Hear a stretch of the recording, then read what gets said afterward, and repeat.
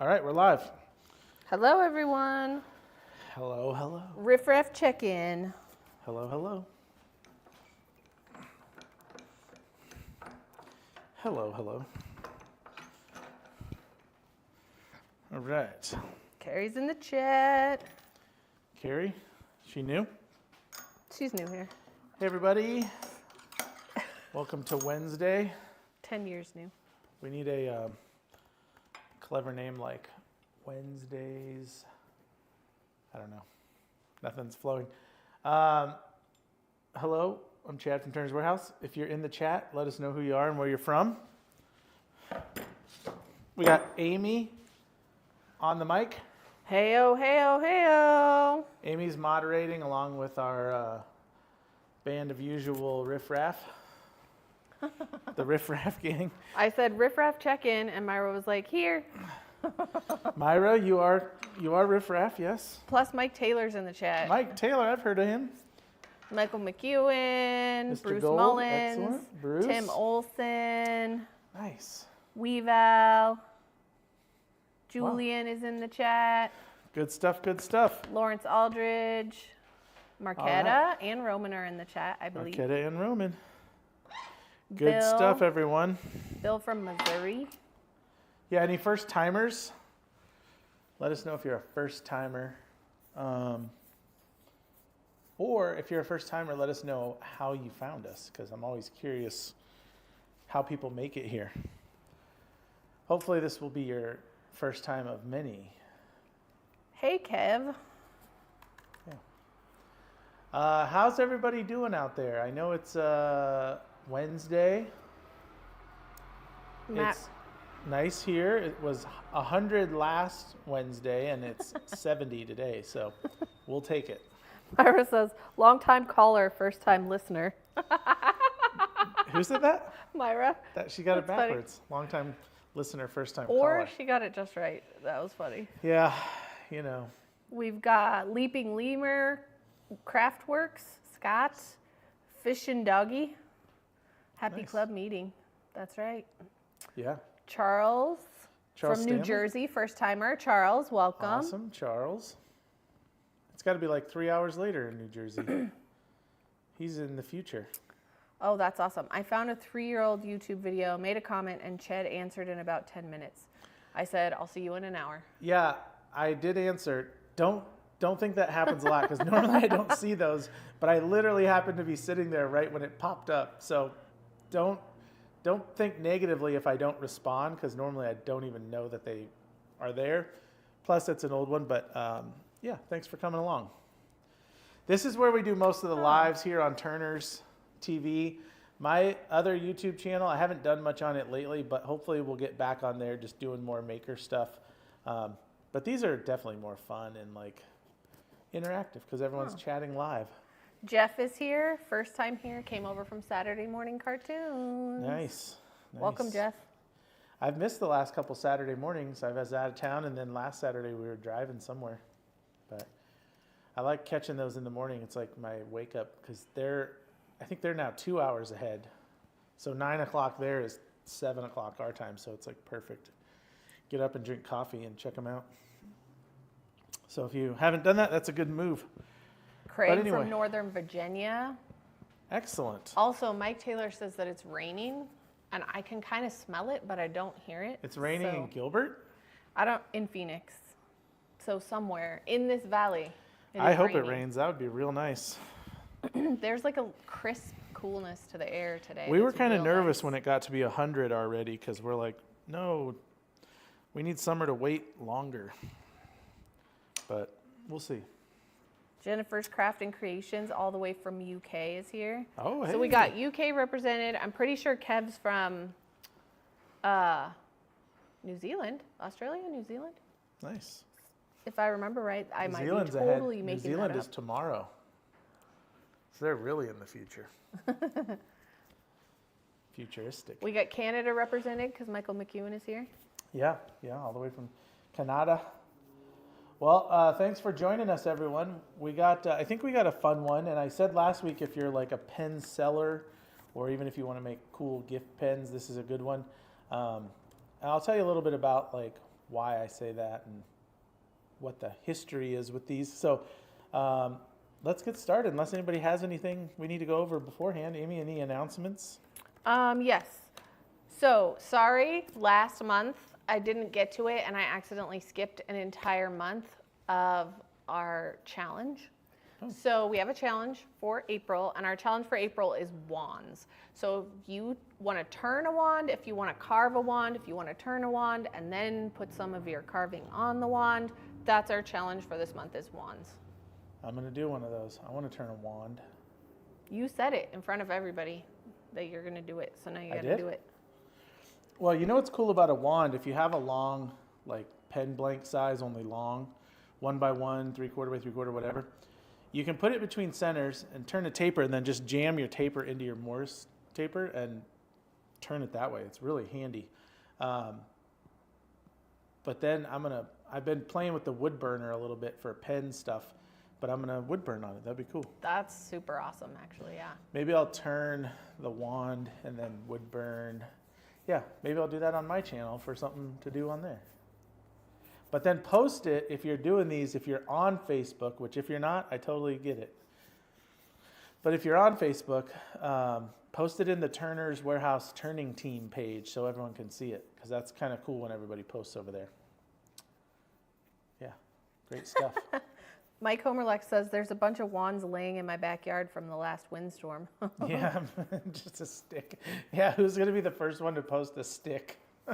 Be like, here, a wand. Also, Matt Russell asks any ETA on when the Turner's t-shirts will be available. Would love to wear one at an upcoming festival. We have some in stock. If there's something in particular that you're looking for, shoot that into the chat and I'll look for you. Yeah, is it the Lathe Life or the Turner's Warehouse? Yeah. If we're out of stock, I didn't know it, so I will get on that right away. Maybe we're out of his size. Maybe we're out of sizes, yeah. Yeah, we'll check that out for you. Yeah, absolutely. Jack and Charlotte Carper? I hope I said that right. Jack and Charlotte, hello. Hello, hello. Next week, do we have plans for next week already? No. However, yes. Myra is saying, you know, it would be cool learning how to make a bespoke pen. Which we are going to have some stuff on that this year, 100%.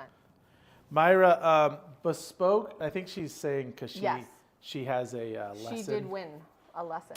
Myra has a private lesson that she won at an auction. Myra, I would say we will do that very soon, but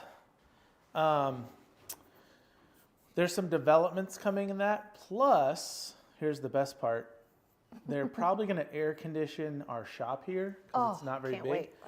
And that will make the summers delightful because in the summers here it's pretty miserable in the shop, especially because it's swamp cooled, and as soon as there's any humidity, the swamp cooler is like a sauna.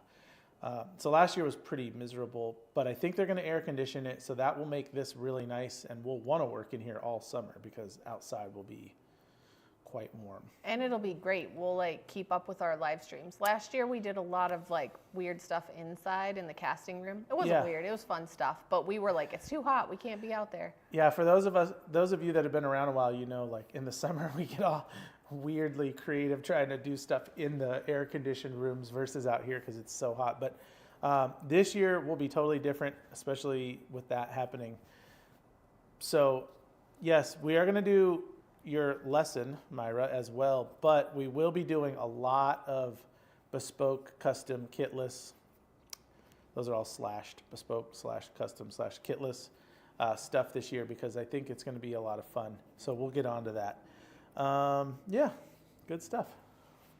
What else you have? You have an announcement, you say? No, it was just like everybody should make a wand and post it. Mm-hmm.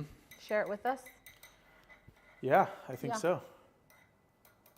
Maybe you could create a post and pin it saying, post your wands here, and people can comment with, Can we do that? Yeah, it's already there. Oh, it's already there. I've been telling people, though, they should post it in that comment thread, but they should also just post it in the group. Sure, because I think more people will see it if it's just posted in the group. But there's already some really cool wands. posted on the pinned Yeah. on the pinned post. One of our locals, Tim, he posted a few in there. He's like really good at wands, and he does like replicas of famous wands. That's kind of cool when you do the like replica from like Harry Potter. Who else uses wands? I don't know. Anyway, all right, let's get going here. Da, da, da, da, da. Okay. Hey, what mandrel are you using?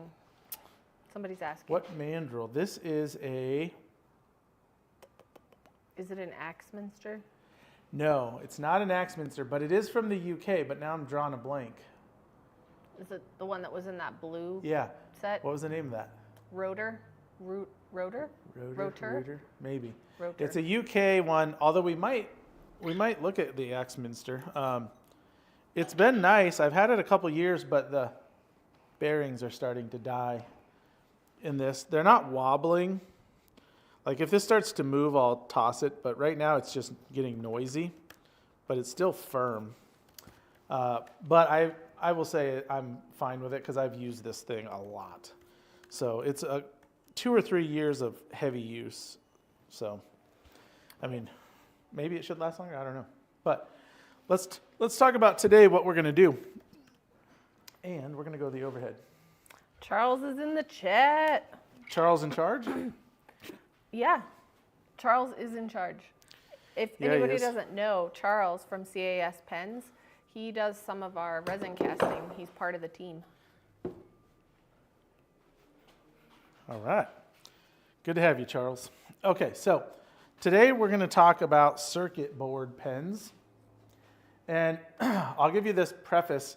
When I was selling pens like all the time, full time, circuit boards were a must have. Now I live in Gilbert, Chandler, Phoenix, and there's a lot of like tech and stuff here, but I don't even think that matters because so many people are into tech and so many people work for IT or whatever field. Circuit board pens are an easy gift for people. So they may buy them for themselves, but they'll probably be buying them as gifts for other people. But back then, we were super limited on what we could get. We could usually get cigar or monarch size. So that was kind of it. There weren't a lot of choices. Now we did try to make, years ago, we tried to make like a label circuit board for juniors and it just didn't look right and it wasn't like as cool because these are supposedly real circuit boards. Flexible. Now I don't know what any of that means and I don't know that they're real circuit boards. They do look it, but I don't know. How would you know? Maybe a tech person would know.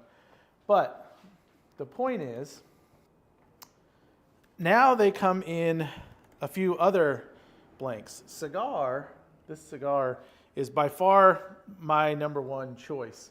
So the cigar in green or black was my number one. Now this kit is a black tie platinum. That's what I almost exclusively put it on, or black tie gold. Those two were the best. I didn't ever mess with like the lighter platings or the cheaper platings. These were black tie gold or black tie platinum, black or green, and we would sell tons of these. There were periods where we would have companies order these every year, and they might order 50 or 80 or even, I think we did 120 once. And man, that's a lot of pens. You'll hate them by the end of it. But it's a good sale if you're selling pens. So it was really good. So cigar circuit boards are really good.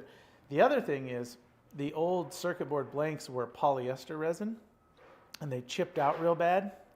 These are, they feel like Alumilite. I don't know what they actually are, but they're much softer and more forgiving. Now, you can still break them when you assemble, and I'll show you one because I broke one recently, but far, far less problems than in the old days. In the old days, it was like 1 out of 3 or 4 would break, either chip or break or crack or something. But now it's like 1 out of 20 maybe, if that. So much better. Cigar, that's my choice. Now, the other thing, and Slimlines get a lot of bad heat, but we have these in Slimline as well. And a Slimline circuit board is an easy 50, 60 bucks all day. And it's a nice pen. It looks really good. Let's go overhead again. Or actually, we'll go this one. So there's the Slimline. And here's the black tie platinum cigar. So you can see much smaller. Whoop. It's hard to get this right in the right spot. But you got options. Now, this one's pretty thin, this one's pretty big. So what we're gonna do today is the Cigarillo, which is the small size in the circuit boards for the Slimline. So this is a new kit, newer to us. I feel like somebody had these years ago and then they kind of faded for some reason, even though we really liked them. The look is good. It's smaller, so it's a thinner cigar. And you can use Slimline blanks for it, which is why we're gonna make Slimline blanks into Cigarillo. Now, the one thing we were gonna do, but then I changed my mind, is we were gonna modify the length. The title said modifying.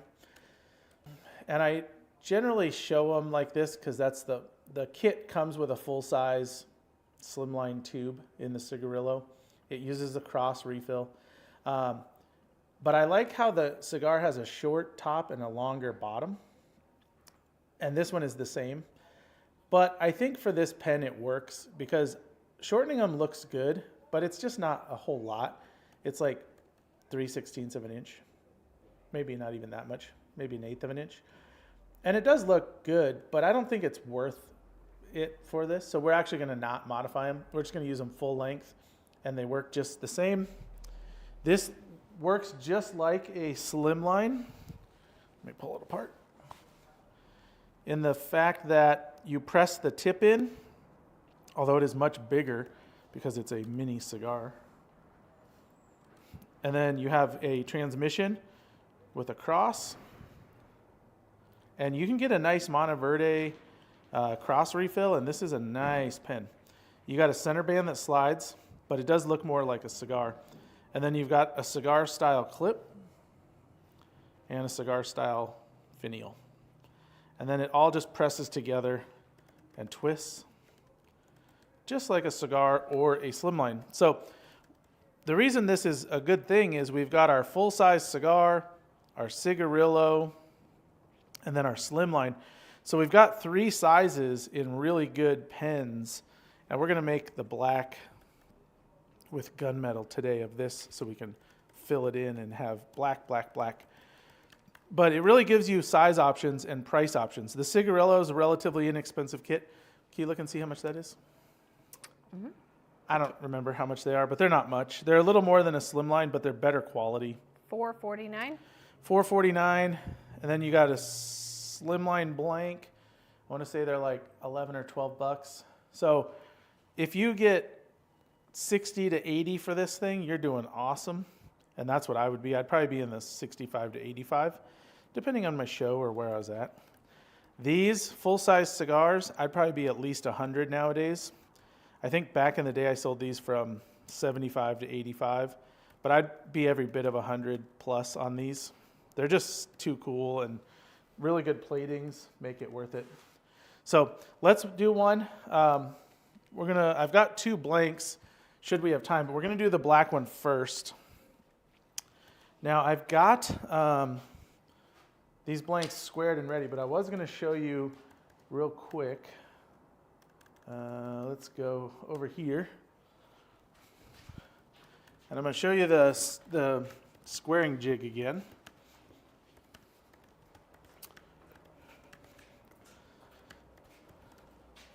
Because last time I did it, but I did it on a recording. All right, let me grab a blank. JP Woodwork in the house. JP Woodwork.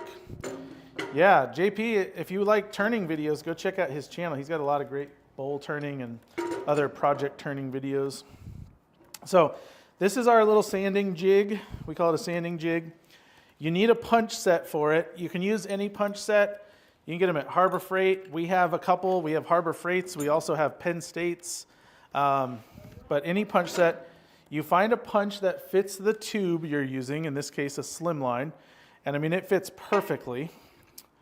There's not any that I can think of that don't have a punch out of a punch set that works great. So you put the punch in your squaring jig, slide this on. You do need to make sure that your platform is square to your paper, your disc. Now I also need to clean this disc. Listen to that. That's a unique sound. I mean, this sander's needing some love, but it's probably 10 years old. I also need to clean this disc or replace it because it is gross. But the point is, you do need to make sure this is all square, or otherwise your blank will not be square.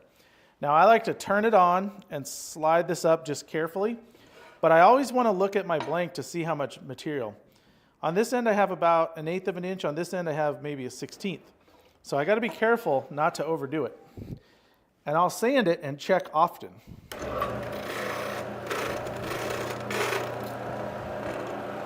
Oh, and I can see my shiny tubes, so I'm good there. See, that did not take much. This one I've got quite a bit more, so I'm just going to move it back and forth, and then I'll spin it when I get close. Now sometimes I can hear, let me turn that off in case it's too loud. Sometimes I can hear when I hit the metal, and it makes kind of a squeal.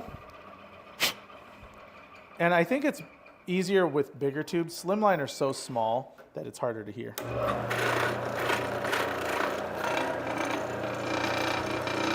Almost.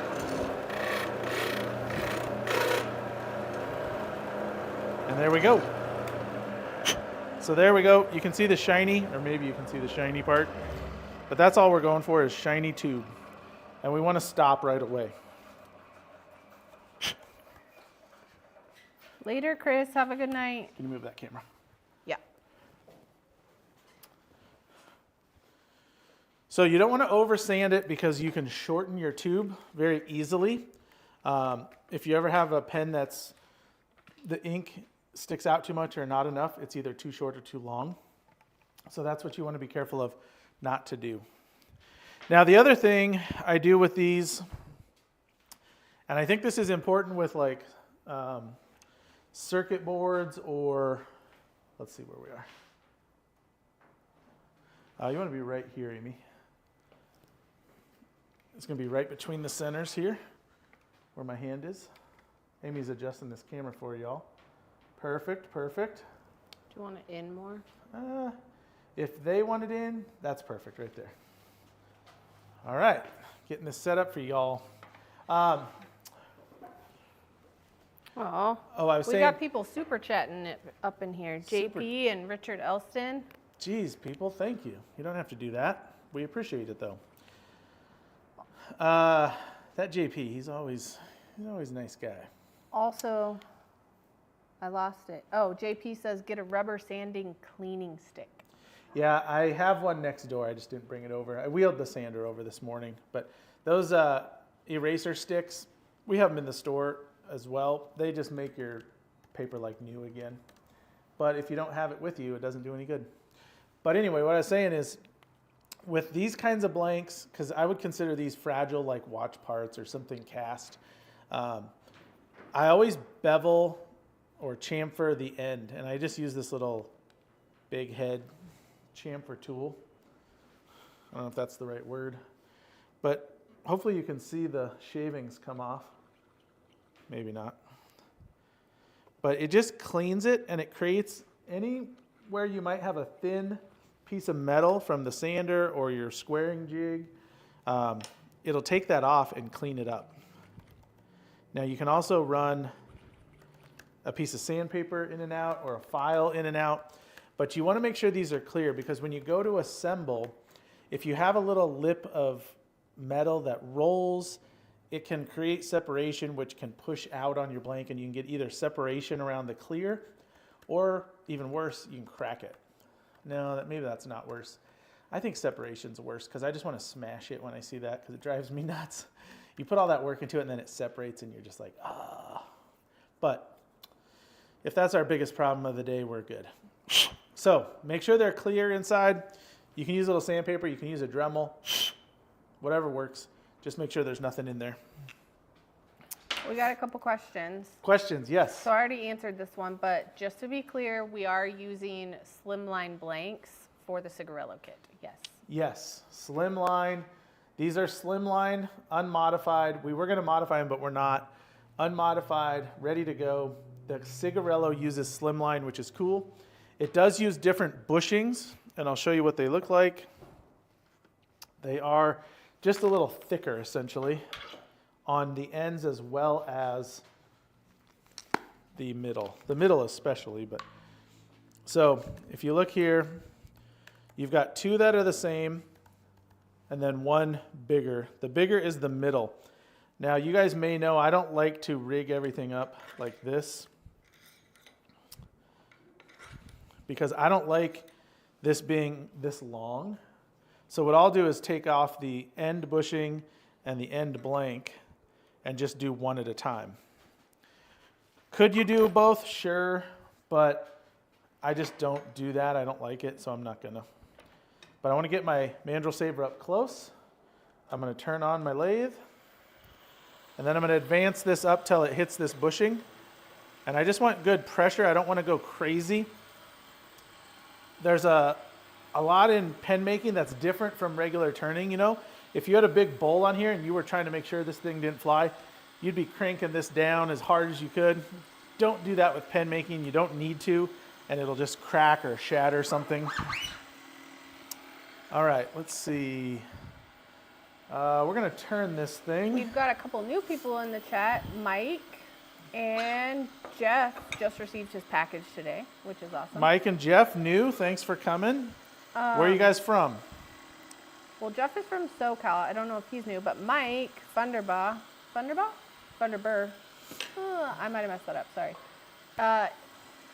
is new. Nice. We also have a couple other questions. Yeah, let's have the questions. So, And thanks again for those super chats. You don't need to do that, but we do appreciate it. We'll put it to good use. So one of them is just because you're doing tube stuff and like it's a question about drilling. Can you drill without a drill press, not on your lathe? Like how do you feel about drilling like with a drill in a vise? Yeah, that's a really good question. So if I didn't have a drill press and I don't drill on the lathe, you say? Correct. Yeah, I would drill whatever way I could. Now, I would probably try to either put it in a vise or something to where I could be as steady as possible. And I'd probably drill it a little long. So I wouldn't cut my blank quite down to the tubes like I normally do. Because anytime you enter a drill in something, you always tend to widen the hole, whether you mean to or not, just with a little movement. So I'd probably leave it a little long, and then I'd put the tube in and cut off any, wide wobble spots, so to speak. But yeah, I mean, I always say this, and it's funny because I say this surrounded by awesome tools. Like, whatever you got, just use it.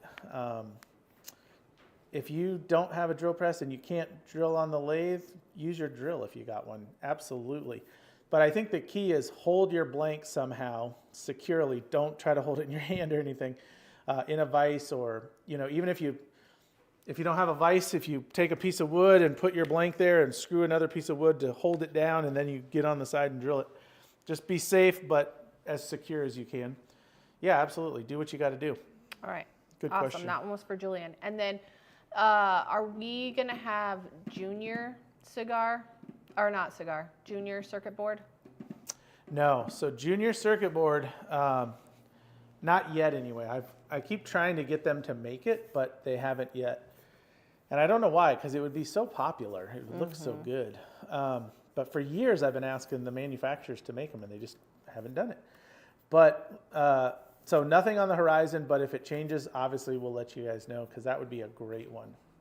From a sales standpoint of like selling circuit boards, junior would probably be number one if I had to guess. I mean, it'd be hard to beat Monarch because it's only one tube. So you got less expense with one tube. We do have all this in Monarch as well. We have it in red, black, white, green, and maybe even blue. So lots of choices. I didn't bring that because I was more talking about the two-piece today, but it is a great choice, and I did sell a lot of those. And you can sell those for less because you're not paying as much for the blanks. If you want, I'd sell them for as much as you can. Yeah.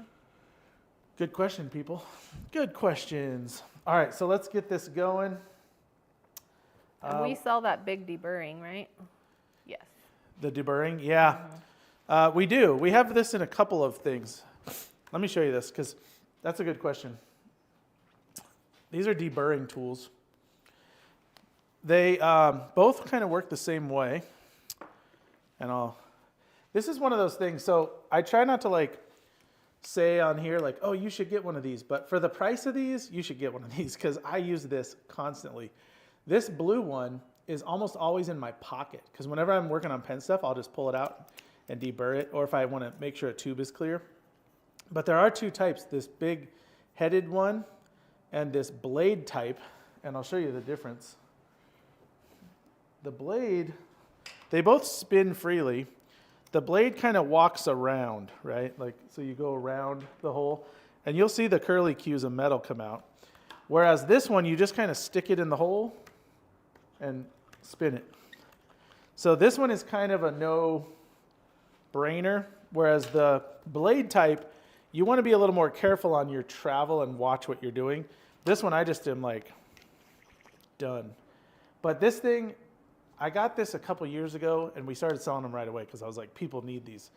This thing I use constantly for everything. So even if I'm doing something not with like a pen tube, but like let's say we're making a part on the metal lathe and it's bigger metal, I'll stick this in there and ream it out real quick. It just does a nice job. And this is the original one that I had, and it still feels sharp.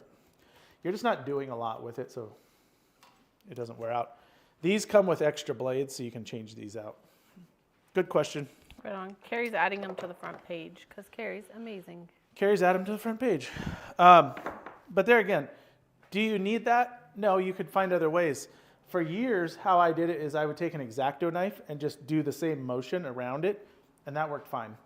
In a pinch, I've even used one blade of a piece of some scissors, and I'm sure my mom would love that because she used to yell at me for using her fabric scissors for everything.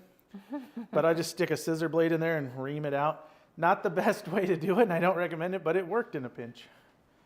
Yeah, anyone who does any sort of sewing totally understands that she would yell at you about using her fabric scissors. Yeah, fabric That people, is- I'm sure if Chris Sosa's in here, he would say the same thing. Fabric people are kind of nuts about their scissors. I got to tell you. All right, I'm going to throw on the power cap here. So let's talk about what we're going to turn this with. Kind of like before, we've got an easy wood with a negative rake, which will work great. We've got a record with a round carbide. And then I do have a bowl gouge laying here just because I always do. But I'll probably just use the carbide today.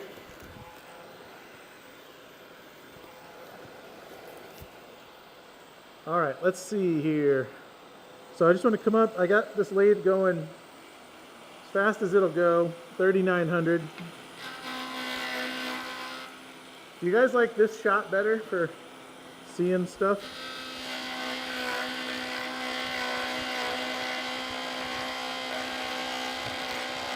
And this is square, so I'm just kind of knocking the corners off carefully. If I went too harsh on it, I could stop it and spin it.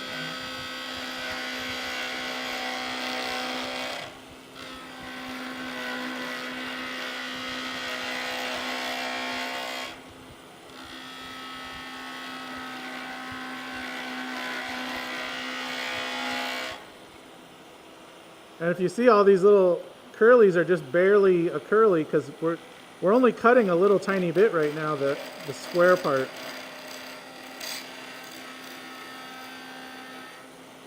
Our curlies are getting longer,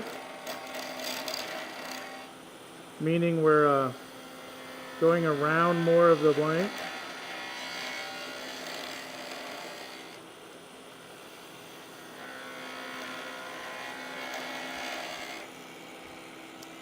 Let's see. We'll go to the negative rake here. What's the advantage of turning at that high end of the RPM?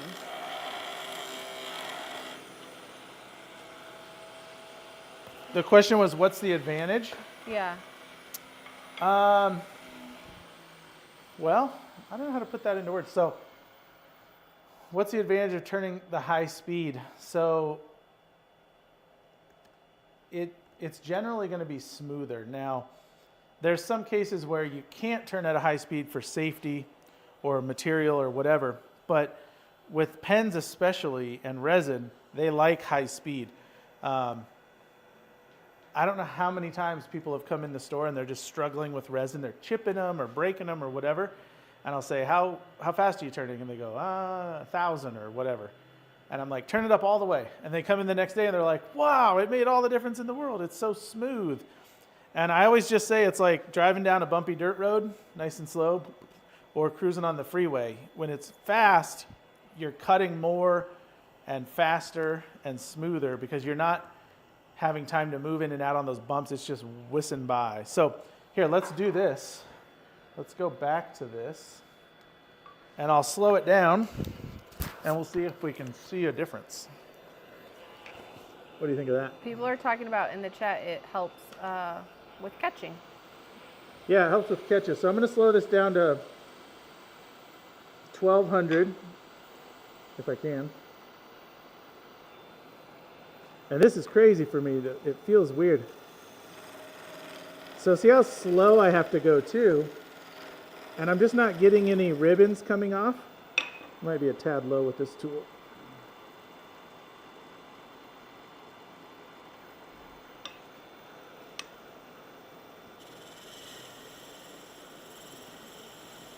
I mean, I can barely move across at this speed, and I'm feeling a lot of vibration in the tool right here. Whereas if I up the speed, and I'll move the same speed across, it just really smooths out everything. And if you can see, those ribbons are flying off of there. Even though I'm going the same speed across it, the rotation, oh yeah, feels much smoother too. So I don't know how to tell you why faster is better. It just works better. And maybe somebody in the chat can explain like the physics of why that is. I'm not a good one to explain how something works, just I know what works. At least for me. JP says, I find there's less chance of it spinning on the mandrel or spinning off the tube when you're using a resin blank to have it fast. When you're using what? When you're using a resin blank. Yeah, see, that's a good point.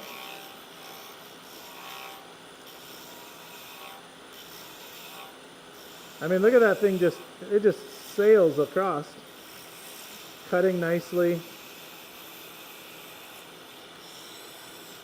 Yeah, it's just like the difference of a bumpy dirt road or the freeway. That's all I can tell you. And it really is just so much more comfortable to turn with higher speed. Now, that's not always the case. If you're turning something that doesn't allow it, you obviously don't want to do that. So you got to make sure you're doing it smartly for whatever it is you're working on. I can tell you this, I don't know if I name dropped it enough or mentioned it enough, but I recently went to Stuart Batty's class. And that guy, his speed is like no one else has ever said, because people will put a big bowl on. And it's funny, I saw one in a forum last night. Somebody made a chart for their bowl speed. And it was like a 10-inch bowl, starting speed 200 and a max of like 600 or 800. And I was like, that's funny, because Stuart Batty, his starting speed is like 800. I mean, safely, everything was safe. And then up to like 12, 16, 1800 if it's permittable, you know, with a tailstock and a chuck and everything. So I just laughed because it's like everybody has their preference and their logic and their range, but you just got to do what works for you mostly. But I can tell you this, because I've turned at least 20 pens.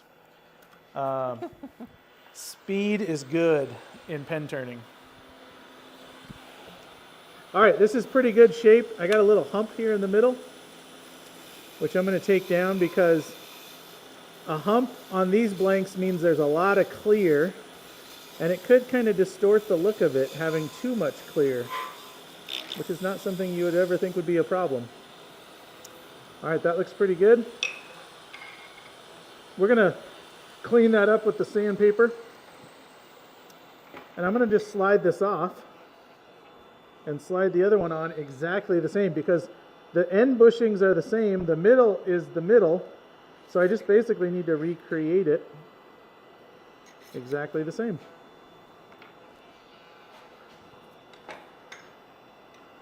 All right, start her up. I'm going to advance my tailstock in, lock her down, and we're good to go. I'm going to start with this round again. Here, let's do this since it's square. We're going to slow this all the way down to 12. So you saw that quick little cut there at 4,000. Let's come in the other side at 12. Oh my gosh, it feels like it's not even on. Do you hear the difference? Let's see if I can lean in on it. Do you hear the difference there? Okay, now we're going to up it.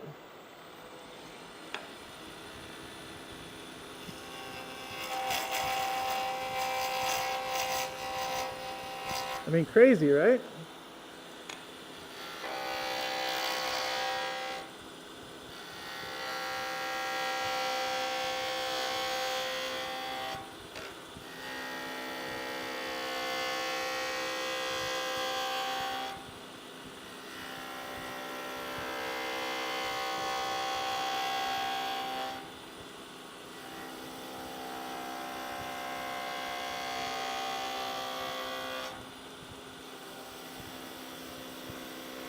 Look at those ribbons.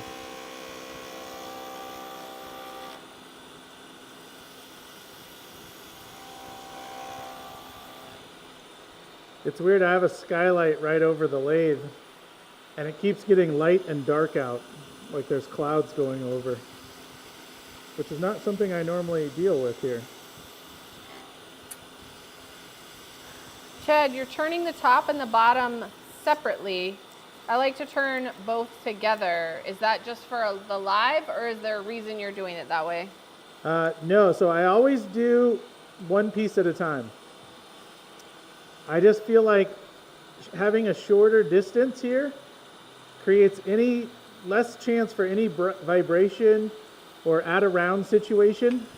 So I always do one piece at a time. Even if it's a double bushing where it's double-ended, I'll just flip it over, do one side, flip it over, do the other side. But I'll never do the top and bottom together.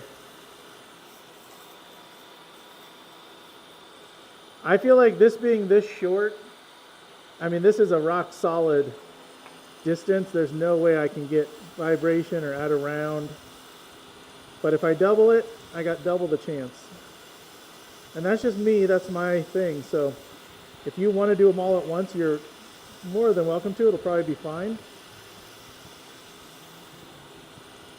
But this works for me, so I stick with it.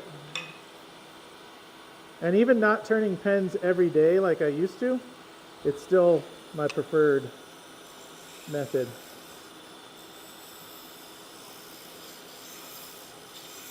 Anyone else find that to be the case? Pardon? I was just saying, anyone else find that to be the way they like to do it? Oh, gotcha. So I'm going to make this one a little straighter than the first one, less bulbous, and this will be the lower part of the pen. You can hear me hitting the bushing, that's okay. Got a little lip there. Some people really get panicked about hitting the bushing, but they're meant to be used as guides, so I touch them to make sure I'm right there. Bushings last a long time. Hey, this is a good question. If there's some kind of grain match with the circuit board, wouldn't you need to flip the second blank or swap the bushing order? That is a good question. Is there any kind of like match to line them up? There's not. They're both pretty much the same looking. The only thing we'll be aware of is when we assemble, we'll put the seam where the circuit board meets itself. around the tube. We'll put that under the clip or in the same line. All right. Woohoo, Jamie. Jamie turned his first pin in months yesterday. Oh, nice. JP Jamie or a different Jamie? JP. Nice. Yes. Hey, put down a note. Myra says same. You got to Remember what I keep them said about JP? separated. We need to Keep them separated. keep them separated. Who was that? Offspring? I think so. I don't know. All right, so, oh man. I finally brought the compressor over here, but the nozzle's in the casting room. You want to go grab it? Do you know how to Sure. take it off the... I don't, but I could Arrows? probably figure it You out. just go like this. You squeeze it Okay, you watch the and chat. pop it. Squeeze it and pop it down. All right. I finally brought out a compressor, little one, and I left the nozzle in the room. We use it in the casting room mostly anyway. Sorry, guys. All right. And honestly, we probably could get by with this, but it's a little dusty from the resin is dusty, even though you're using carbide or whatever. Thank you. So don't Carrie. breathe that stuff. Wear a respirator, have a good fan, whatever. You got it. Amy, you nailed it. Look at that.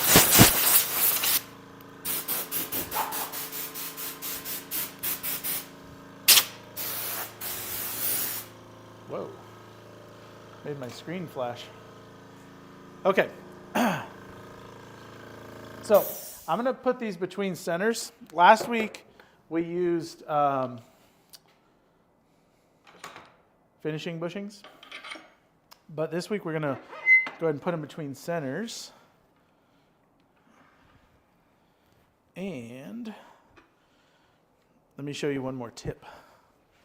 I was real particular about circuit boards because if you start breaking a bunch of these, if you're doing 80 or 100 and you start busting them every few, it really ruins your day.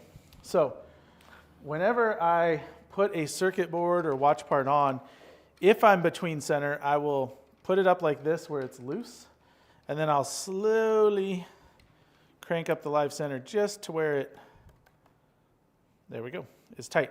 Now, I may have to tighten this at some point during this because I just put these in, they're going to seat a little bit. But I'd rather tighten them up a little bit at a time than crank it right now, because if I crank it in that tube, I can flare out the tube or even crack the blank. Don't breathe that stuff as he shoots it at Amy. No, I shot it the other way of Amy. Yeah, but that made me laugh anyway. All right, so we got clean water here. You guys don't normally see clean water in my tray. I don't know how old these are probably from last week. I'm gonna get rid of them. Rain in North Phoenix right now. Woohoo! Sweet. Also, Myra was saying she would love a Turner's Warehouse smock, and I was telling everybody that we're working on it. Oh yeah, one of our awesome customers is working on that for us. I won't say because I don't want him to get hounded, but he's working on that for us.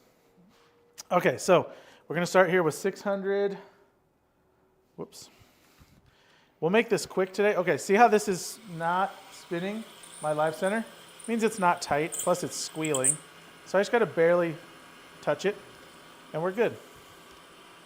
All right. And this, whoa, that's way too fast. That's 4,000. I'd sand this thing off in like a minute.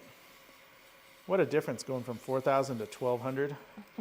This is too fast even, but we're not gonna take the time to switch the belt. If we were personally turning, we would, but for y'all, we're gonna do it quick. True story, Mike. He says Arizona people freak out for a little rain. It's like seeing a unicorn. Yeah, we don't get a lot of rain here. Very exciting. When It rains. hasn't, it's rained like once in the last year. Yeah. It's been real bad. We do love some rain. All right, I don't think I got Zona ready.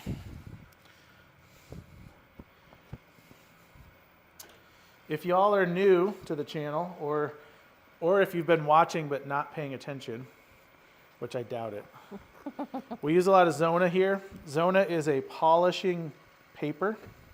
There's 6 sheets that come in these. And I just take the sheets and cut them into little squares. There's the 6 colors. And I'm going to cut these in half. And I usually do 4, 5, 6 pens from one set, and then I toss them. So I'm going to set these on my lathe buddy here. My buddy. Lathe buddy. But I'm going to sand with the 600, 800 first to get any lines out, any imperfections. And then I'll show you what I want to do here. So these need to really be as close to perfect as you can get. So I'm going to stop this. Here's my 800 foam. I call it my Charles foam. Charles Why? still in the chat? I think so. He probably left. All right, so this is going to look a little slothy.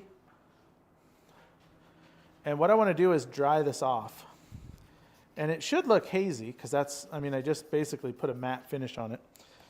But I want to really look close here for any lines from my tools or any little chatter marks, because this resin with these blanks is famous for these little dots, like little, not pits or anything, but little chatter dots. I don't see any, so we're good. But if I had them, I'd want to keep sanding with that more aggressive grit, the 600, because the 800 is not going to do a whole lot. This is 800. Charles is still here. Also, what size do you cut your Zona into for what project? So pens, I do like a 1 inch by 1 inch square, maybe a little bigger. When I'm doing rings, stainless steel rings especially, I do like half of that because I usually only use it for one ring and throw it away because it gets all black from the steel. But I don't want to waste a big chunk of it, so I just do a little bit. So we can turn this off, and then we're going to inspect it again. So get all that water off of it, and make sure you don't have any imperfections. And I don't see any, so we're good to move on. So now we're going to take the Zona. We're going to go with the green first. The dark side is what goes against your project here. Keep it nice and wet. Everything we do on pens typically is wet sanded or wet polished. I feel like it gives it a better shine. And these pens are all about, people are going to be staring at these pens because of the circuit board. So you want to have them perfect. Okay, see how I'm stopping my live center again? I need to snug it up, just barely. I'm just barely touching it. What were you using before you started with Zona? I use 600 and 800 sandpaper. And it's just the wet dry. It's automotive grade. We have it in 8.5 by 11 sheets, but if you get it anywhere, just get really good quality. Don't get cheap paper because the grit will come off and like get all over, and it's really gross. You'll scratch everything up. So just get good paper. It's not even expensive to get good paper. So yeah, not foam backed. The paper is just the paper. So this 800 I was using is foam backed. Okay. And I think I said this last time. Charles gave me this, and I really like it. He said he got it at SWAT, but it's just 800. Normally I just use our 800 paper, but I have this laying here, so I used it. Question from Kev. What's the reason that you moved away from using the sanding foam pads, like the micro pads? The micro mesh style foam pads, no reason. I used those for years, and I still think they're fine. I like the Zona. I think the Zona does a better job of polishing it, and it's 6 different grits instead of 9, so it's a third less steps. And I mean, 9 is a lot of steps, but I think it does a great job, and it's less steps, so that's why I do it. Plus, I like being able to feel it with my fingers more than not, because I'm always rubbing my thumb on it for scratches and things. So that's why. I didn't originally think I would want to use Zona because I was like happy with my micro pads, but it works great. But I still just tell people use whatever you like, because if you're into micro mesh, use it. If it works for you, that's all that matters. But you guys will start to see even through this spinning how shiny this is going to get. And I would do a minimum of 35, 45 seconds per color. But if you do more, it's going to be better. Oh. Michael says I use every other one for the mesh pads. Every other one, yeah? Yeah. Just takes bigger gaps. So you can see that we're like a third of the, or halfway in. Like that thing is looking clear already. Now, obviously it's still wet. So because you are not changing the belts, what is the speed that you would prefer to run if it's not at 1200?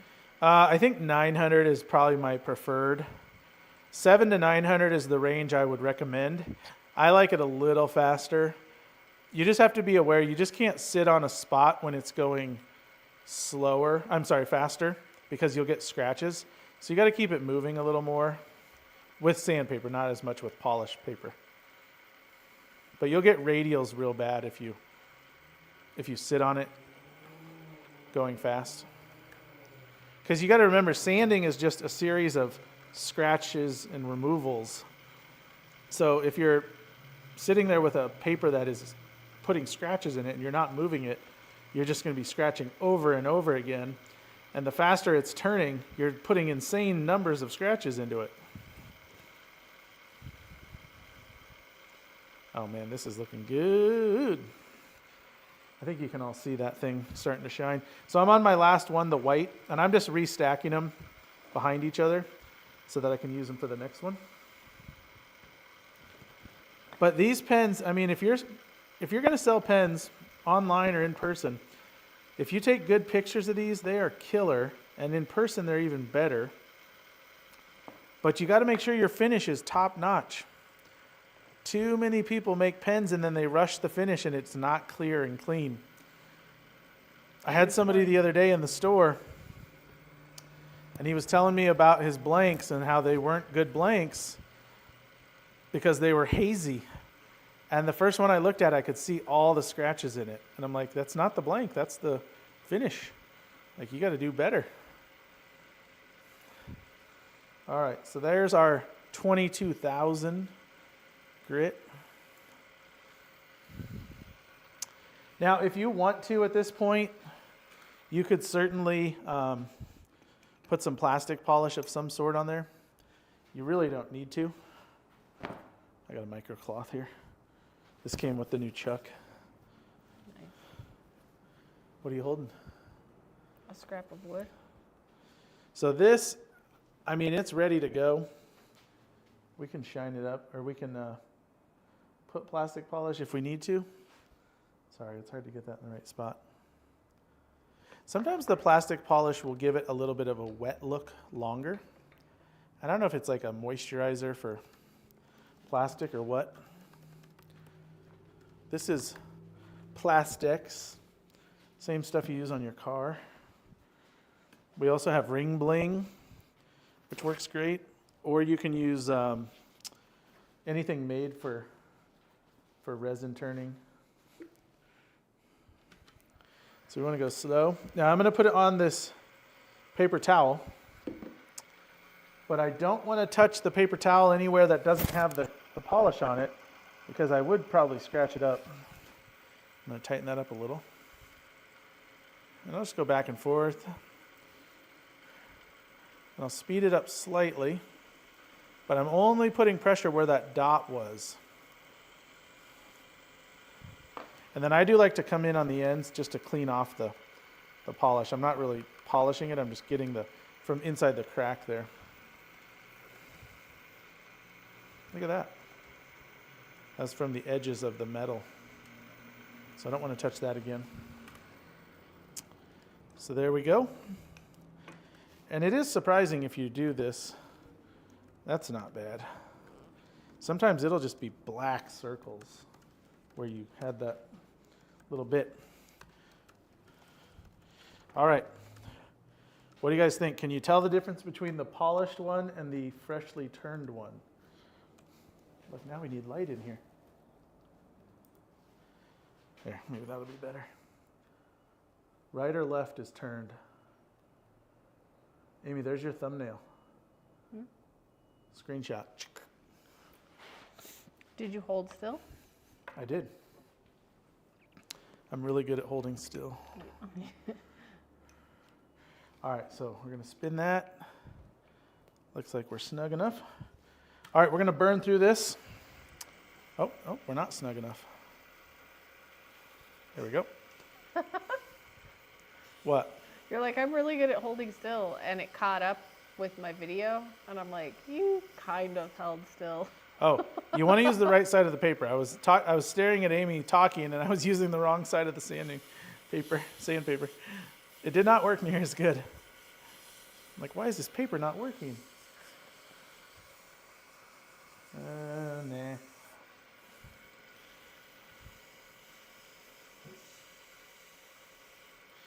All right. Likes to keep it moving. What's that? I said you like to keep it moving. Keep it moving, people.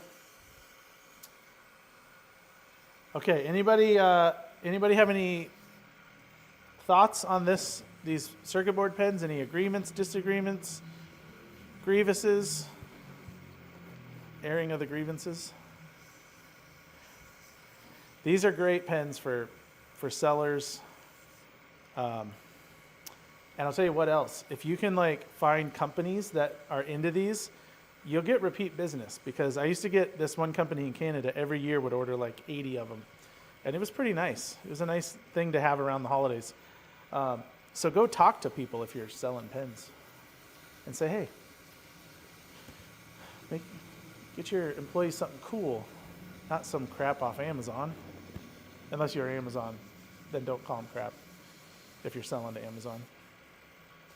I don't think Amazon's buying pens for all their employees. That'd be a little pricey. Hey, what if a tailstock is real gummed up? Is that generally it just needs to be cleaned, or? Are we talking about the live center or the actual tailstock? Do you mean this part or the actual inside of the tailstock? Maybe moving the quill in and out, Moving the quill? Generally, moving the quill in and out, if you've got issues, it's debris or built up dust.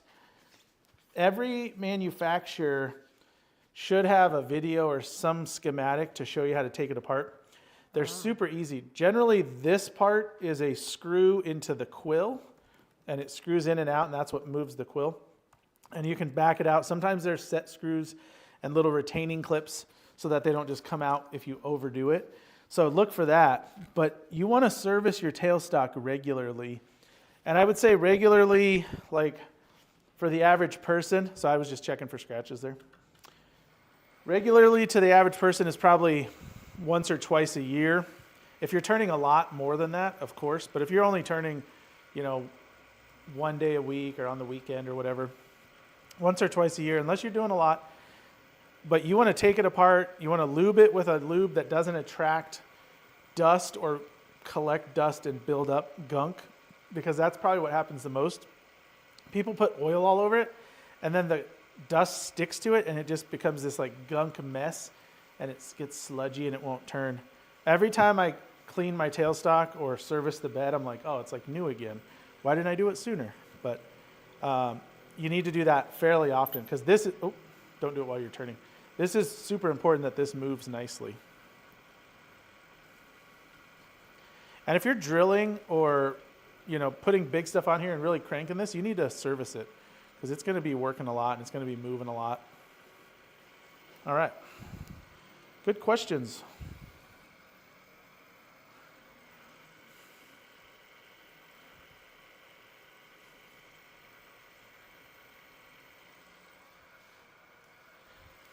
Amy, you're much quieter today. The chat must not be as lively. We got stuff going in the chat. I know sanding and polishing is super exciting.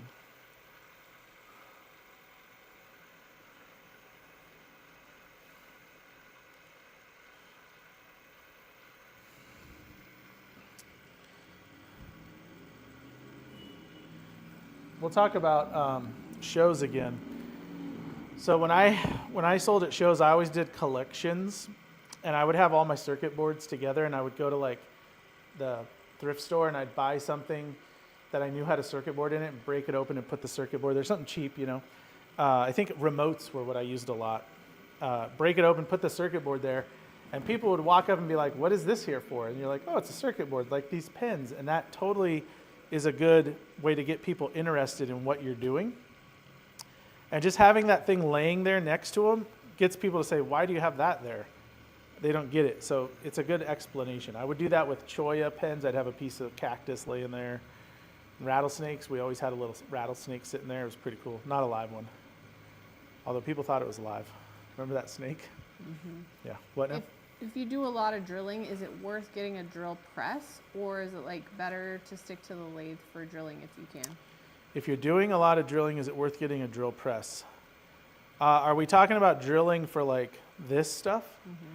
I would not get a drill press just for this. I would drill on the lathe. You're way better off with a drill chuck. Either if you have a chuck, get drill jaws for it. Way to go. Versus even a cheap drill press is going to be 3 or 4 or 5 times what a chuck costs. Chuck, you can do it for other things, but your drilling on the lathe is always the best. It's the most straight. It's the most centered. I say it all the time. I have a really nice drill press, but it's terrible. I get crooked drill holes everywhere. So I would drill on the lathe whenever possible. And if I was in my garage, I don't think I'd have a drill press. I would just do all my stuff on the lathe.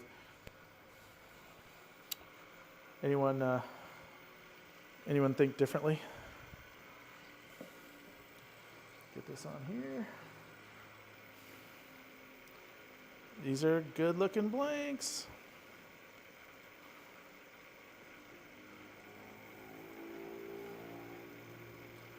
Get that in clean. All right.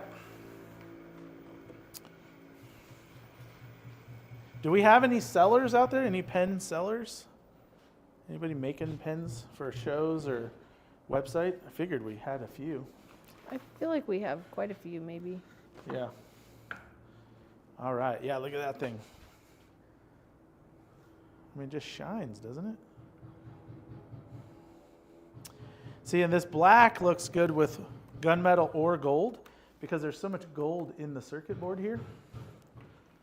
Can you hear that on the video, the neighbors? I don't know. I don't have my video up. Our neighbors next door are doing construction or something, and I hear hammering and pounding on stuff. So I don't know if you guys can hear that or not. Probably not. These mics don't pick up that stuff a lot. All right. Myra says, I dabble. Dabbling Myra. Okay. That's funny because she's won some like best pen and show. Whoa. And then Jeez, she's like, Myra. I dabble. Best pen show, huh? All right, we're going to put this together here. Now. Charles says, I might have sold a couple. Yeah, you guys are like brand new to the game. I'm kidding. They're both selling a lot. What was the last tool you were working with? What? Huh? Somebody asked, where did you get the tool you're working with? But then I'm like, what was the last tool you were working with? Yeah, what do they mean? I don't know. Mike, What do you mean? what do you mean? All right, I'm just going to lay my parts out here. JJ says not yet, but hope to be selling sometime soon. So you're going to hear, if you're new to selling, you're going to hear people say, you can't sell pens and make anything. And you can't, like, nobody will buy a pen for $40. And I can tell you, $40 is low. 100% they're totally wrong. And you should just laugh at them and do your thing. Because people used to tell me that constantly. And I even went to a club meeting and they're like, nobody cares about pens and nobody uses carbide tools. And now look where we are today. I've seen a few around. Oh, maybe they were talking about your EasyWood tool? Oh, the last turning tool? Maybe, yeah. I was using a mini. For some reason, this is called mini. It's like a mid-size. Uh-oh. Is that doing that on, do you see that? Yeah, I don't know. I don't see that. Hopefully it's fine. I would switch cameras maybe. Oh, it's not the cameras. Ah, what did we do? Well, it might, oh no, it's totally happening. What is it? Oh, maybe it was a cord coming loose. That is pretty psychedelic looking. Okay. Hopefully I fixed it. You could still hear us though, but it's real wacky. Is it whack out? Yeah, it's pretty wacky. It wouldn't be a live stream if we didn't have some issue. I think a cord was coming unplugged Shenanigans from the little and box. riffraff. Yeah, we're our own worst riffraff. So I was using the mini square tool. It's a rougher with a negative rake radius cutter. Negative rake is great for hard stuff or resins. That was a little trip for It everyone. totally means the aliens are approaching. I hope so. Come get me. All right, so let's look at this here real quick. Oh man, I can't see it. So I've got my two pieces. This one I made a little slender for the front, and then this one is a little more bulbous for the top. So I'm going to set them aside in that order. Now, I'm going to do the top first, but I'm going to show you a couple things. So the other day, I was actually making a different one, and I slipped a little bit on my press, and I cracked the blank. So it does happen. This hasn't happened in a long time, so I was really kind of bummed, but then I also was like, I haven't done that in years. So unfortunately, I ruined a blank, but it will happen. But I'm going to take my reamer, and if you can, here, I'll do it over the black, maybe you can see. But those little bits of brass coming out are pretty important. Oh yeah, I don't know if that shows up or not. But I don't want to push this in and have it crack or break the tube. So when I do this, I need to make sure it's super straight. And look at that. See, that doesn't want to fit in there. So that tells me two things. The plating could be thick, and if it's thick in here, I can simply chamfer it and then kind of cut it. Oh yeah, there's a bunch coming off of there. Yep, look at that, no problem. Oh, a big chunk of glue or something just came through. I got a question. Yeah, question. Can you use a cigar lower black suit, like lower, for the junior gent, and then just do a black junior gent cap? The cigars are 10 millimeter tubes, and the juniors are 10.5, so the parts would not fit. Nope. But that would be cool if. So I got something we're gonna do soon, where we're gonna make a circuit board fountain pen. So you guys, if you're interested, we'll do it. Yeah. So I got this in the press. This is spring loaded. I got my part lined up. I'm gonna hold right here as I move my press. And if you can see, there's the seam of the circuit board. You may not be able to see it in there, but I'm going to put the clip right over it. But I'm also going to make sure that this goes straight. And it's the initial press that goes crooked. So I'm going to take it out and look at it. Looks like we're going straight so far. I mean, that's as straight as I can tell. So we're going to load it back in. And we're going to keep going. And we did it without breaking. Okay, I got to push it a little more. These are not like traditional cigars where you can tighten up the nut on the top. These are just pressed in. So this clip is pressed in with this. So if this is loose, you have to press the finial more. All right, so we'll set that aside. Now is the tougher part. So this is my lower. And there's my threaded, non-threaded, my press tip, and my transmission goes in this end. I'm going to do the same thing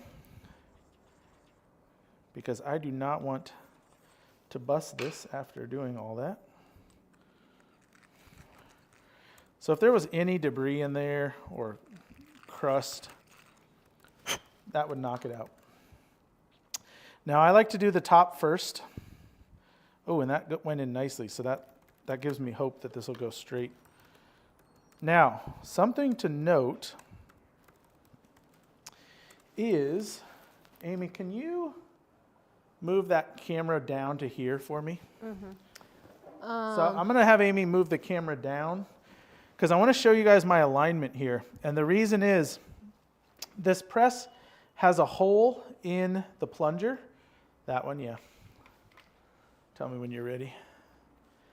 And I don't want the tip to go in the hole because it'll scar up the tip. It'll mess up the finish. But I also don't want this part to get in there. So I kind of go high on the plunger. There we go. So you can see I'm not center, because if I was center, the tip would go in the hole.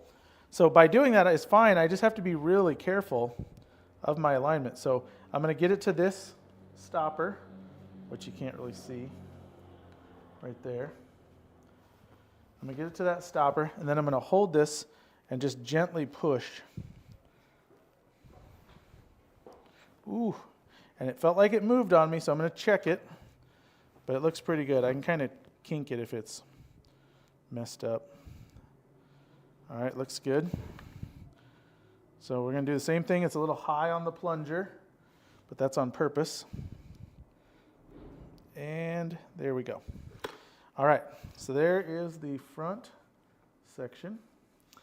Now, if you have not assembled a Slimline or something like this that uses this type of transmission and pressing, Euros, and what else does?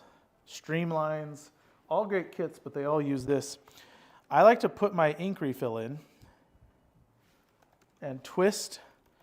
So this would be the advanced, and then this would be the retracted. I like to advance it, and then I just eyeball, because we're supposed to be able to just press it to that line and it's good. But if I mistakenly took too much or somehow left too much from this, it would vary. So by doing this, I can look at it, let's see, right here, and say, okay, if I press to that line, my ink is going to be perfect.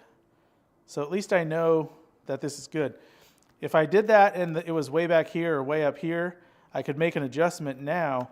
But once I press this in, these Slimline type transmissions do not come out easy. So you do not want to do that twice. You're going to basically have to cut it away or break it. Okay, so we're going to clear out the rest of these plungers. We're going to load this up. And oh, see right there? I don't think I can show it on this one. But you can see there's a hole. That's what I don't want my part to fall in right there. And it's good for some things, but not for these kinds of things, because in this case, it would bend my transmission. It would like crush the ends of it because it's just a tube. So I'm going to do the same thing I did the first time, and I'm going to just leave it a little high. But you can see how extended out we are and how wobbly we are. So we got to be real careful. Oh, don't do that. You've got the large head set on that chamfering tool, right? Yes. Okay. Yep, Bill, it's the large one. So I'm going to press this in really slowly and carefully, making sure, whoops, see? And I'm just going to correct it, go a little more. I'll take it away. Yep, we're started now. So once we've started, we're good. But this is almost always where you break them. When you first start the part and it goes, anyone ever do this? And then it just shatters your blank out the side. That's exactly what happened with that green one. My thing slid a little bit because I had masking tape on both sides, and the tape like tore and scraped, and it just cracked it right away. So let's go back. So we're high on the press. Take your time, no sense doing all this work and then rushing. And we can go right to that line. And let's see here. Get it right in the spot for you guys. I'll put my refill in, thread it in. Uh-oh, what'd I do? Oh, I was holding, the end was against my hand, so it wasn't going through. Okay, thread that in, then twist. Oh, see, I'm not sticking out far enough.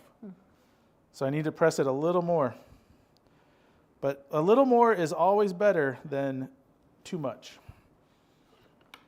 So. I missed a question from earlier. Yep. We were talking about, well, the chat was talking about like using mandrels and if they bend and like tailstock, headstock issues. So Kev says, visited a friend having trouble getting clean cuts. How does he know if it's a tailstock or a chuck in, like a tailstock or a headstock issue? He couldn't see any wobble, like they couldn't see any wobble, but then when they turned it on a different machine, it was fine. So what clean cuts like on the pen? I'm thinking, yeah. So most of the time when you get chatter, I think we've all seen it before, so hopefully everyone knows what I'm talking about. When you get chatter on your blank, generally it's on the end away from your headstock. It's usually on the tailstock end. And it's caused by a couple of different things. It could always be that your tailstock isn't snug, right? So you guys saw where I had to slowly snug it up.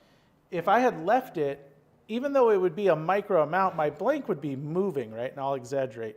And when it does this while you're cutting, that's when you get those wavy chatters. I always think to myself when that happens, I'm like, oh, I wish I could do this on purpose, but then I'll snug it up and it's gone. But it's either that, so it's either loose or it's your tailstock has issues, like if it's worn out in your quill or your quill's moving. Sometimes it can be alignment issues where your tailstock isn't zeroed to your headstock. In this case, like this headstock moves, so we always have to zero it whenever we move it. It could need shims, so your tailstock could be pointed up or down, which will create the same kind of thing. So generally, it's almost always a tailstock issue or probably more than tailstock issue, tool issue. The reason I say it's tailstock when it's only happening on that end is more likely because of the location. But if you're just not getting clean cuts all the time, then it's usually a tool issue, not sharp, wrong angle, wrong height, something like that. But if it's happening, you know, if you're turning something this long and it happens on the second half, it's usually the tailstock. Now, it could be the tailstock, but it could also be because of the headstock. Like if I move this headstock and didn't put it exactly center and I slide my tailstock up there, it's going to turn true over here and then it'll get weird here because this is the power side. So it's, even though it's the tailstock, it could still be your alignment. Hope that helps. That seemed like a good answer. What a good answer. Quick question also. Original plan was to modify the kit or the blank. Can Yes. you explain what you were going to do since you didn't? Yeah, so that's a good timely question. So let's assemble this thing. There's our bottom, there's our center band. This is just a loose center band, but it has a direction where the taper goes. So you'll slide that on.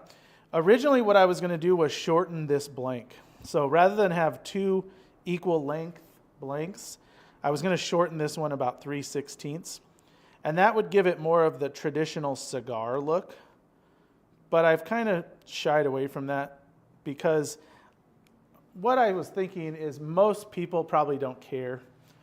And it looks really good like this, so it's kind of like, why take the unnecessary step? But I was going to do that so it looked more like a traditional cigar, but it doesn't really need to. But speaking of that, let's compare. So that was the original plan, was to shorten it. Here are our cigars. Cigarillo? What? Oh, sorry. Are you showing cigar or cigarillo? Cigar and Cigarillo. We need better names for these. They don't really look like either thing. It's just a fat pen and a skinnier pen. If I could find a way to hold these without getting out of the camera. So this is the original cigar, a little thicker. This is the Cigarillo. Both really great looking pens. Black tie platinum, my number one. This one is gunmetal. So this doesn't come in black tie platinum, otherwise I'd be using that. But that's a really good looking pen. You got those two sizes, large, medium. And then if somebody wants a circuit board small, you've got your Slimline. And I'm telling you, these pens on your table in a nice stand or on a nice stand with a circuit board will get attention, and you will sell these things. Don't undersell either. Like, just because this is a Slimline doesn't mean it's worth 20 bucks. I would at least be 50, 60. I'd probably be more, but I hate to say that because people are like, you're crazy. Can you talk about your turn between center setup versus the mandrel that you originally turned on? Yeah, sure. Absolutely. So turn between centers versus mandrel. So we were originally on the mandrel today, and the reason we were is it uses a slimline tube. So slimline tube goes right on the mandrel, and I just happen to have these mandrel bushings here. And if we were going to turn this TBC, we would put it on here. But the problem is, if I grab my Cigarillo bushings, let's see, where am I? It fits in fine, because obviously this is like the size of a mandrel. But if I put my bushing on and then that, I don't have very much holding the tube. And it would work, I've done it, but it's just not the best for stability, because if you do that twice, then you've got twice the amount. So for me, anything 7 mil, I just go straight to the mandrel. But normally, if this was a blank that goes in a tube, which I can show you here. This is a good question too. Kudos, whoever thought of this question. Yeah, that was Mike. Mike? Mike Funderburr. Funderburr? So this is a regular bushing. Let it focus here. And that goes in my tube. Now my TBC bushing can go right in there, and I'm not counting on the TBC bushing to hold up my tube.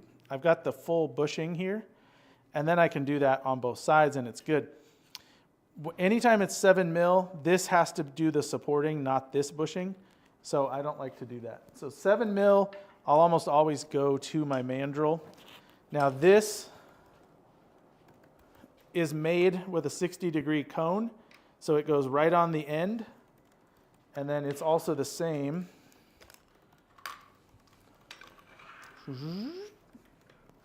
on the other side. So your TBC bushings just go right on with your original bushing. These are adapters.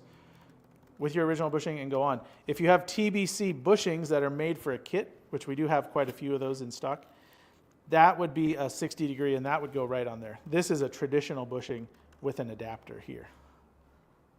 So I hope that answers the question. So many good questions. That's funny, Darren.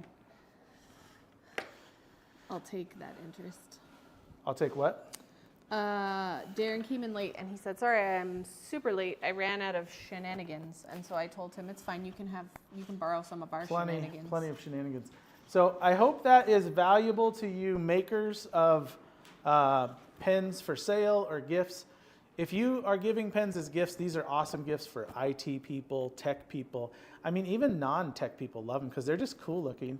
And they're like a high-tech looking pen, but it's just a regular old analog pen. Can you show them up close again? Yeah, up close indeed. Here, I'll go to that low zoomed. But these are great pens. So there's the Cigarillo. Which way do I go? I mean, it's just shiny and cool. And then the cigar, the big brother. And I will tell you, and Amy can attest to this, I'm biased. The cigar is my favorite pen. I've probably made, gosh, I don't even know how to estimate how many of these I've probably made. It would have to be in the tens of thousands. I mean, there were years where I was making multiple thousands of these a year, just cigars. Well, I remember one time when you had like a giant order of them and it was like, I don't know, 130, and I was just sitting for hours polishing. Yeah, it was 130. It was 130 cigar circuit boards for a company, and Amy, they were just lined up, and Amy just polished for days, like just. So I mean, those orders sound great, and they are good. Don't get me wrong, but don't give discounts for volume because you spend the same amount of time on one that you do on one. True story. Like if just because they're buying 100, it still takes you 100 times that time to make it. I mean, I would give them a little discount, but not much. Because they're handmade. That stuff's expensive. You're trading your time for money. That's a thing. So there you go. Cigar, Cigarillo, Slimline, all in black circuit board, all pretty cool. If I was selling at craft shows or online regularly, these would be all over the place because people just love these. Oh, and here's the gold next to the black. And I'll do a red one. I'm going to do the red blank on chrome, and I'll have Amy post a picture of that too.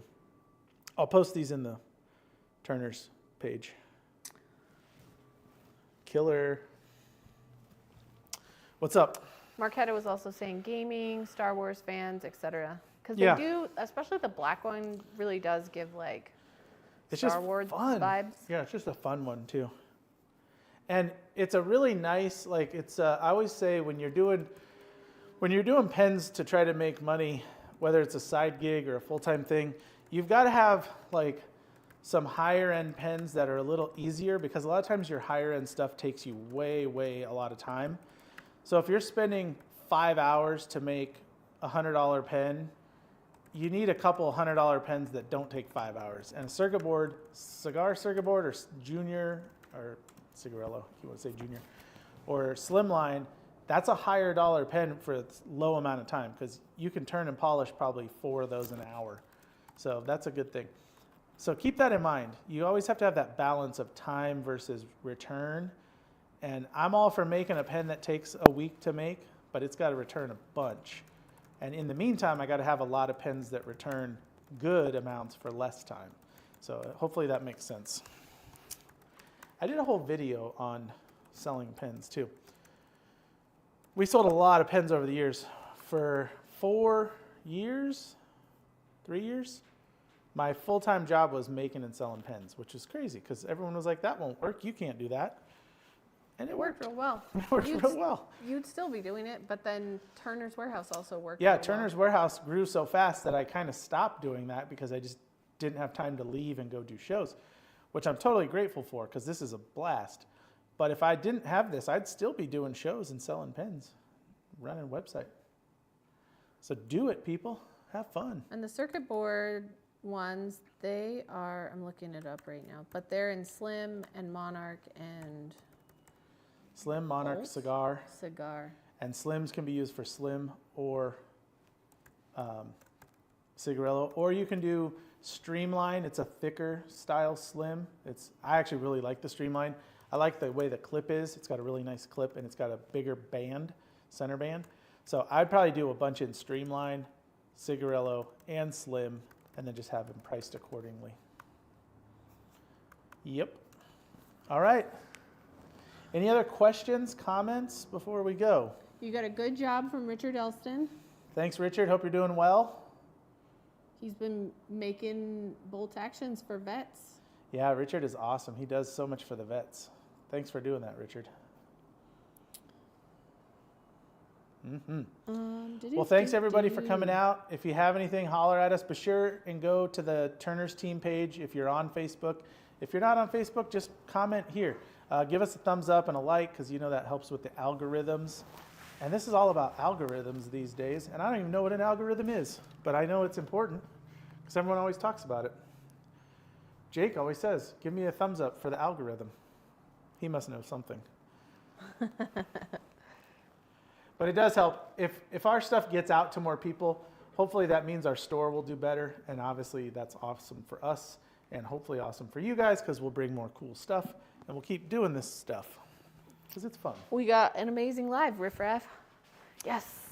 The riffraff was pretty mild today, I got to be honest with you. I don't know. I feel like we had some decent shenanigans in riffraff. Oh, good. All right, guys. We'll catch you next week. Did we talk about next week what it is? No, Okay. you haven't said anything to me We'll about what it is. we'll let you know. We'll post something here. Next week should be a really good one, and then we will see you then. Thanks, everybody. All right.